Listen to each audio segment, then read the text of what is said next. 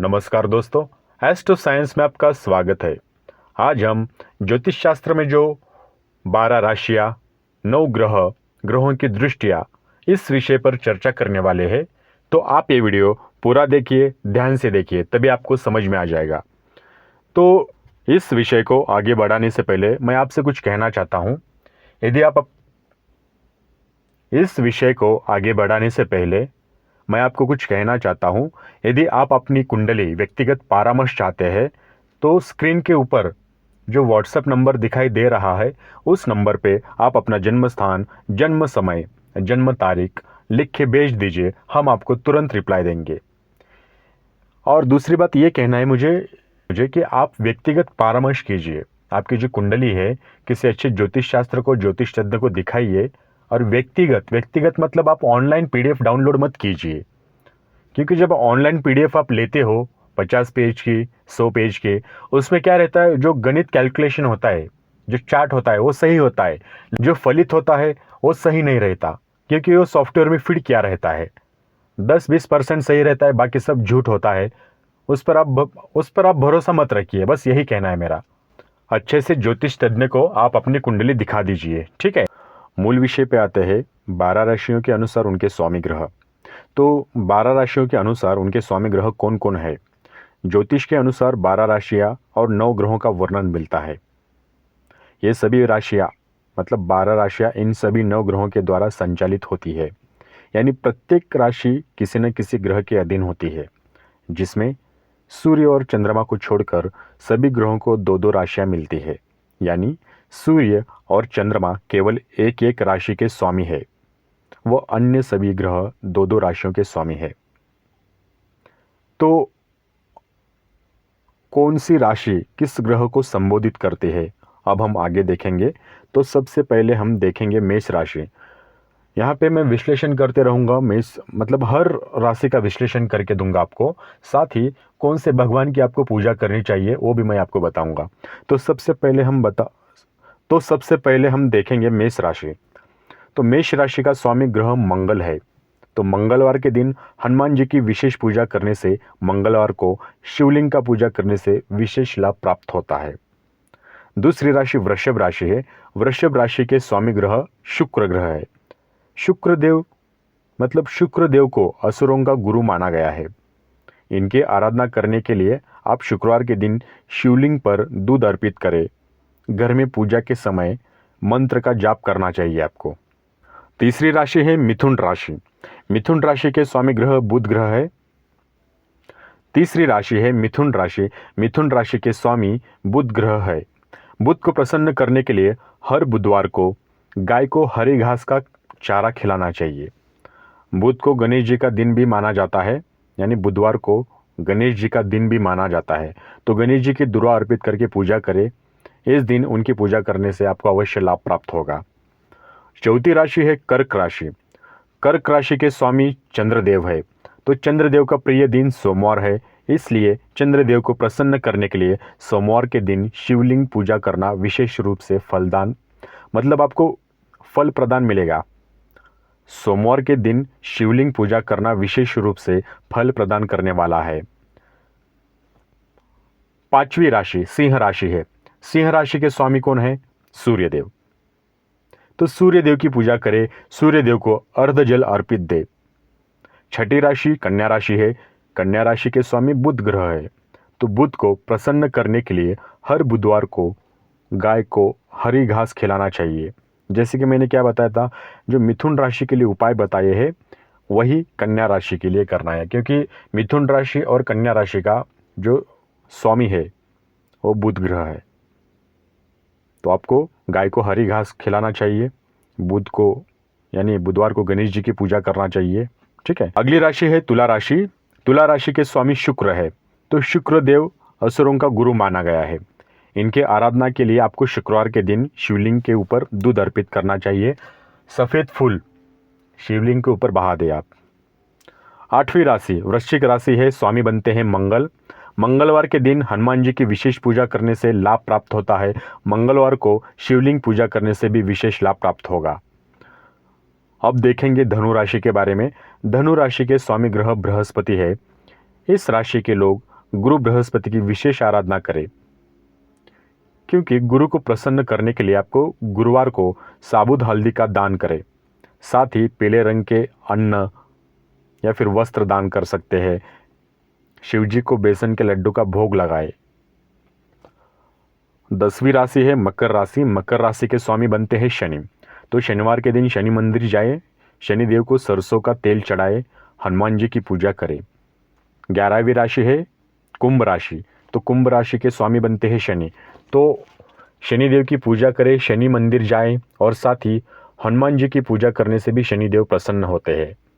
और आखिरी राशि बची है मीन राशि। मीन राशि के स्वामी है बृहस्पति। तो गुरुवार के दिन अधिक से अधिक दान कर्म करें। तो यहाँ तक आपको समझ में आ गया। तो अब हम देखेंगे कि चर राशि, स्थिर राशि और द्विस्वभाव राशि, इसके बारे में मैं आपको विश्लेषण करके बताने वाला हूं, तो थोड़ा ध्यान से सुनिए। तो ज्योतिष शास्त्र में 12 राशियां होती है। उनका स्वभाव के अनुसार 3 भागों में बांटा गया है। प्रथम चर, द्वितीय स्थिर और तृतीय द्विस्वभाव राशि। तो चर राशि मेष है, कर्क है, तुला है, मकर है। मेष, कर्क, तुला, मकर ये चर राशि कहलाती है। वृषभ, सिंह, वृश्चिक तथा कुंभ राशि ये स्थिर राशि कहलाती है। एवं मिथुन, कन्या, धनु, मीन राशियां द्विस्वभाव राशियां होती है। इन स्वभाव के कारण इन राशियों पर अलग अलग प्रभाव पड़ता है। तो चर राशि, चर का अर्थ चलायमान होता है, जो स्थिर नहीं है। ये राशि चंचल व अस्थिरता को दर्शाती है। इनके अंदर धैर्य नहीं होता, अतः ये लंबी अवधि के कार्यों से दूर रहने की कोशिश करती है। चर राशि का प्रभाव व्यक्ति को मोटापा कम ही देता है, अर्थात इस राशि का प्रभाव व्यक्ति को दुबला पतला सा बनाता है। शिक्षा में बार बार बदलाव होता है। ऐसे जातक शारीरिक ऊर्जा अधिक खर्च करते हैं, खेल कूद के शौकीन होते हैं। तो यहां तक समझ में आ गया। आगे देखते हैं ग्रहों की दृष्टियां, इसका विश्लेषण करके देता हूं मैं, तो पूरा ध्यान से सुनिए। प्रत्येक ग्रह की सप्तम दृष्टि को पूर्ण दृष्टि माना गया है, लेकिन कुछ ग्रहों की विशिष्ट दृष्टियां भी होती है। तो आइए जानते हैं 9 ग्रहों की दृष्टियां कौन सी होती है। प्रत्येक ग्रह की सप्तम दृष्टि को पूर्ण दृष्टि माना गया है, लेकिन कुछ ग्रहों की विशेष दृष्टियां भी होती है। तो आइए जानते हैं कि 9 ग्रहों की दृष्टियां कैसे होती है। सूर्य, चंद्र, बुध व शुक्र इनकी सप्तम दृष्टि को पूर्ण दृष्टि माना गया है। अर्थात ये ग्रह जिस भाव में स्थित होंगे वहां से सप्तम भाव पर अपनी पूर्ण दृष्टि डालेंगे। शनि की सप्तम के अतिरिक्त तृतीय व दशम ये दृष्टि को पूर्ण दृष्टि माना गया है।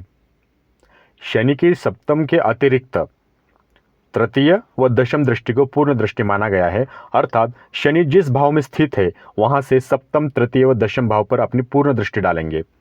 मंगल की सप्तम के अतिरिक्त चतुर्थ व अष्टम दृष्टि को पूर्ण दृष्टि मान्यता प्राप्त है। अर्थात मंगल जिस भाव में स्थित है वहां से सप्तम, चतुर्थ व अष्टम भाव पर अपनी पूर्ण दृष्टि डालेंगे। अब हम देखेंगे कुंडली में 12 भाव। ज्योतिष शास्त्र में 12 राशियों के आधार पर जन्म कुंडली के 12 भाव की रचना की गई है, जिन्हें द्वादश भाव कहते हैं।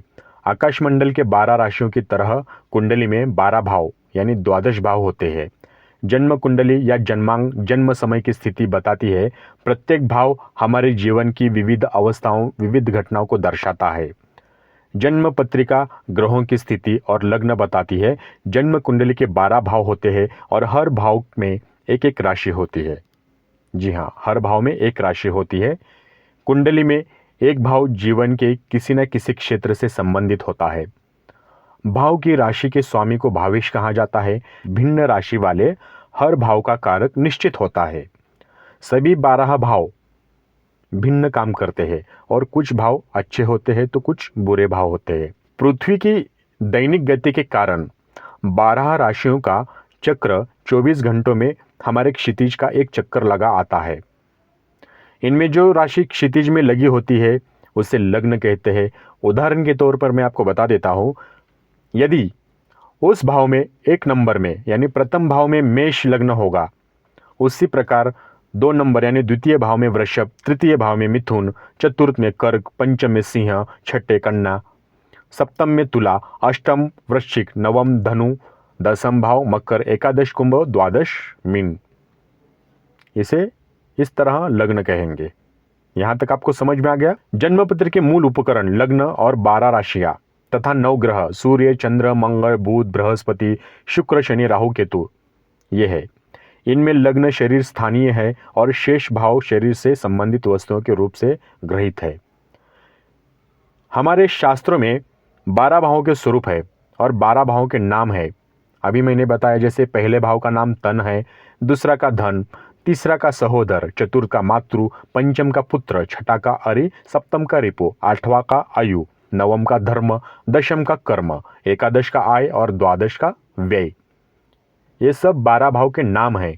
तो 12 भावों के विभिन्न नाम एवं उनसे संबंधित विषयों का कारक, यानी क्या संबंध है, 12 भाव क्या दर्शाता है। तो प्रथम भाव लग्न कहते हैं। इसके कुछ नाम हैं, हीरा, तनु, केंद्र, कंटक, चतुष्टय। प्रथम, इस भाव से मुख्यतः जातक का शरीर, मुख, मस्तक, केश, आयु, योग्यता, तेज, आरोग्य, इन सब के विषयों में पता लगाया जा सकता है। उसी तरह द्वितीय भाव ये धन भाव कहलाता है। अन्य नाम है इसके कुछ, पनफर, द्वितीय।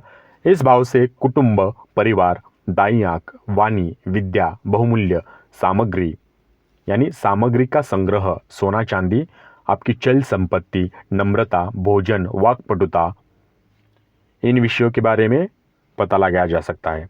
आगे देखते हैं तृतीय भाव। ये भाव पराक्रम भाव के नाम से जाना जाता है, यानी सहोदर, यानी भातृ। अन्य नाम है अपोक्लिम, उपचय, तृतीय। इस भाव से आपके भाई बहन, दायाकांड, लघु यात्राएं, साहस, सामर्थ्य अर्थात पराक्रम। जी हाँ, नौकर चाकर, भाई बहनों से संबंध, पड़ोसी से संबंध कैसा रहेगा, लेखन प्रकाशन, इन विषयों के बारे में पता लगाया जा सकता है। आगे देखेंगे चतुर्थ भाव। ये सुख भाव कहलाता है। इसके अन्य नाम क्या है, केंद्र, कंटक, चतुष्टय। तो सुख भाव से आपकी माता, जन्म समय की परिस्थिति, दत्तक पुत्र, हृदय, छाती, पति पत्नी की विधि यानी कानूनी मामले, चल संपत्ति, गृह निर्माण, वाहन सुख, पारिवारिक सुख, इन विषयों के बारे में पता लगाया जा सकता है। आगे देखते हैं पंचम भाव। ये सुत भाव, संतान का भाव या प्राथमिक शिक्षा, इसी भाव से देखी जाती है। इसके अन्य नाम है त्रिकोण, पनफर और पंचम।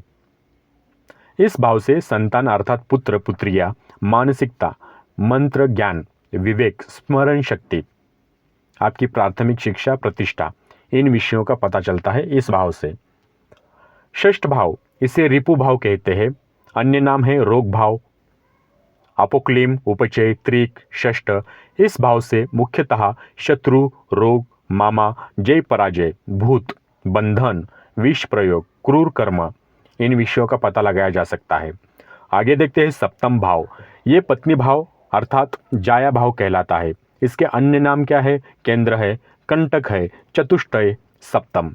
इस भाव से पति अथवा पत्नी, विवाह संबंध, विषय वासना, आमोद प्रमोद, व्यभिचार, आंतो, साझेदारी के व्यापार, इन विषयों के बारे में पता लगाया जा सकता है। आगे देखते हैं अष्टम भाव। इसे मृत्यु का भाव कहते हैं। अन्य नाम है लय स्थान, पनफर, त्रिक, अष्टम। आठवें भाव से आयु का, मृत्यु का कारण, दुख यानी दुख संकट, मानसिक पीड़ा, आर्थिक क्षति, भाग्यहीन, गुप्तांग रोगों, आकस्मिक धन लाभ, इन विषयों के बारे में पता लगाया जा सकता है। आगे देखते हैं नवम भाव। इसे भाग्य का भाव कहलाता है। अन्य नाम है त्रिकोण और नवम। भाग्य, धर्म, आस्था, गुरु, पिता, पूर्व जन्म के पाप पुण्य, शुद्धाचरण, यश, ऐश्वर्य, वैराग्य, इन विषयों का पता लगाया जा सकता है। तो उसके बाद आएगा दशम भाव।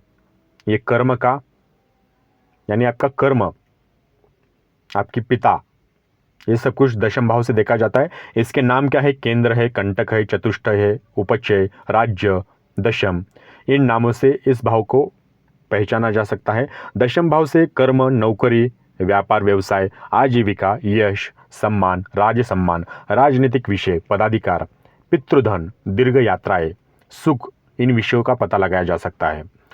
आगे देखते हैं एकादश भाव। ये भाव आय भाव भी कहलाता है।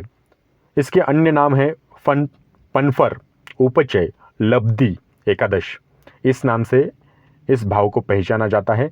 तो इस भाव से प्रत्येक प्रकार के लाभ, मित्र, पुत्र, वधु, पूर्व संपन्न यानी पूर्व संपन्न कर्मों से भाग्योदय, सिद्धि, आशा, माता की मृत्यु, इन सब के बारे में जाना सकता है, इन सब के बारे में जाना जाता है। इन सब के विषयों में पता लगाया जाता है। आखिरी भाव बचा है द्वादश भाव, ये व्यय भाव कहलाता है। इसके अन्य नाम है अंतिम, अपोक्लिम एवं द्वादश। इस भाव से धन व्यय, फिजूल खर्चा, बाई आंख, शैया सुख, मानसिक क्लेश, दैवी आपत्तियाँ, दुर्घटना, मृत्यु के उपरांत की स्थिति, पत्नी के रोग, माता का भाग्य, राजकीय संकट, राजकीय दंड, आत्महत्या एवं मोक्ष आदि विषयों का पता लगाया जा सकता है। तो मुझे उम्मीद है दोस्तों आपको यहाँ तक ये वीडियो पसंद आया होगा और पूरा समझ में आ गया होगा। यदि नहीं आया है तो आप ये वीडियो दोबारा देखिए, पूरा ध्यान से देखिए, हो सके तो शेयर कीजिए, क्योंकि अगले वीडियो में हम इसका पार्ट दूसरा यानी उसको सविस्तर देखेंगे, सविस्तर जानेंगे। वीडियो देखने के लिए धन्यवाद। आपका दिन शुभ हो।